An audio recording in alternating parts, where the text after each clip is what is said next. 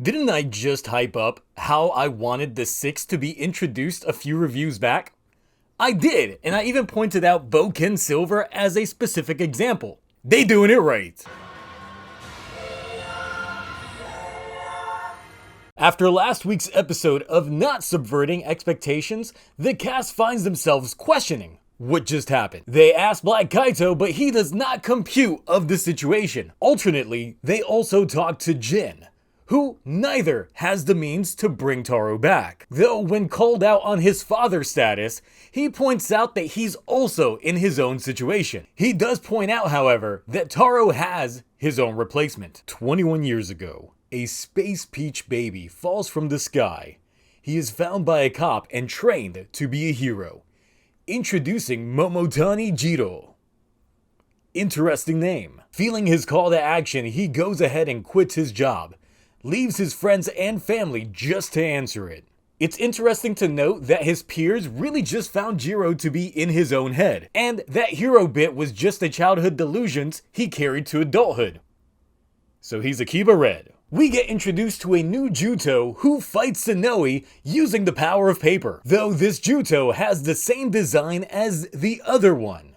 So I guess they're just unkillable grunts? Meanwhile, Sononi and Sonoza shows up questioning Sonoi, since they are unable to hurt or kill the Juuto. But who cares? Sonoi killed Taro, so big props to that man. This week's Hitotsuki is brought to you by Queen's Gambit and Fast and Furious Tokyo Drift, as random shogi player snaps and turns into Turbo Rangers themed Hitotsuki? Yeah, I think that's Turbo Ranger. This turn of events leads to all the parties meeting in the same spot, as Hitotsuki, DonBros, and Noto duke it out to an onlooking Jirou. Sonoi is somewhat out of it as he defends Oni's sister from getting striked by man in suit Sononi. Jirou decides to join the fray with the first semi-real roll call of the show. He's got that Die Ranger vibe, but goofy.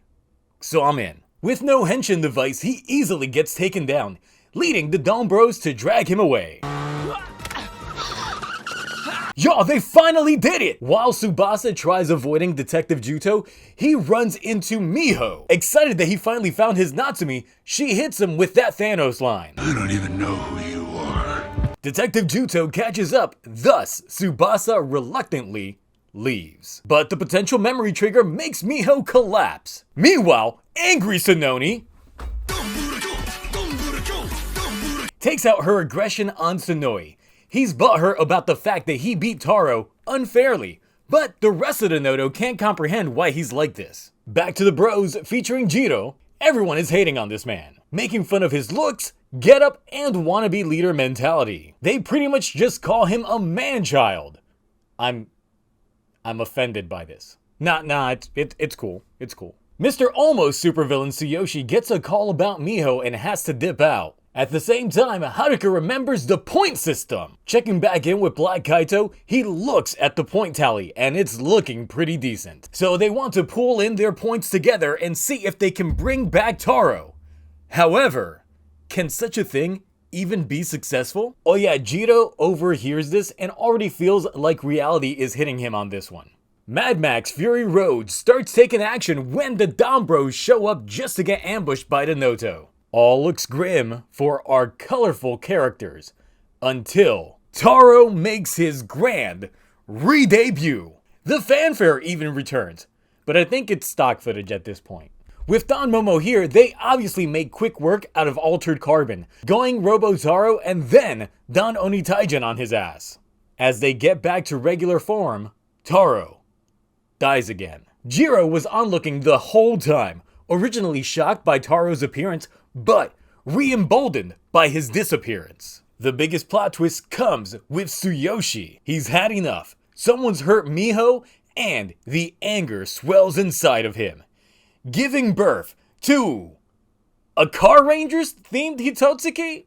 Okay, I see what you're doing now. Turbo Ranger? Okay, you got me. Y'all, they made him the villain for real. So why is this shit so fucking good? Sentai fans, we've been eating good these last few months. Fuck it.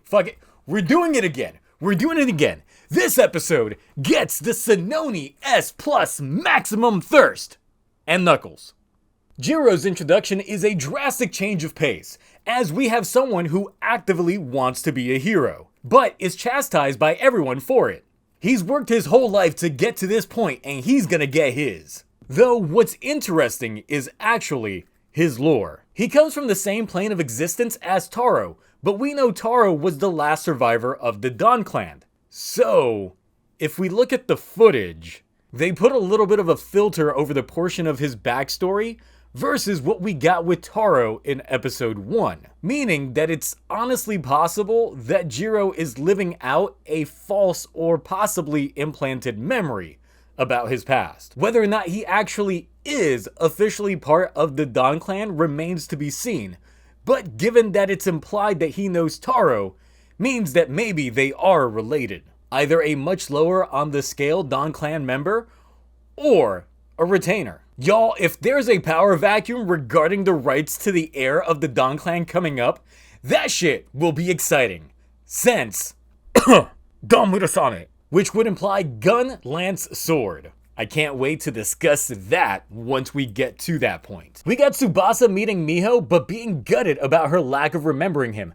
Though, the resulting interaction finally pays off for Tsuyoshi's transformation. Then there's Sonoi's guilt of killing Taro. There's a potential setup for him possibly joining with the humans and ultimately giving the Don clan their wish for coexistence. Y'all, I am hype about this show, and I can't stop being hyped about this show. I can't already wait until next week just to see what's gonna happen next.